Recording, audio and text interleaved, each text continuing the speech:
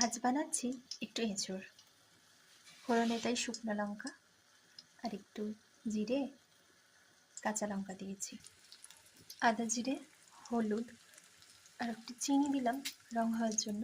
আদা জিরেতে ভালো করে নাড়বো, একটু ক্যাপসিকামও দিচ্ছি। এখন একটু লবণ দিলাম, এরপর দিলাম টমেটো পেস্ট, অল্প একটু গরম মশলা দিলাম, ছোলাও দিয়েছি, মটরশুঁটি সিজনের জিনিস আর আমার খুব প্রিয় তাই একটু দিলাম। এঁচোড়টা ভালো করে কষিয়ে নিচ্ছি। দেখো, এবার জল দিয়ে দিলাম, নিরামিষে যেহেতু তাই একটু কসুরি মেথি দিলাম। এবার দিলাম ধনে পাতা। ঘি দিয়ে কিন্তু নামাবো না, একটু টক দই দিয়ে নামাবো। দেখো, একটু টক দই দিলাম। এঁচোড়টা হয়ে গেলে পুরো বন্ধ করে টক দইটা দেবো, তাহলে তরকারিটার স্বাদও ভালো থাকবে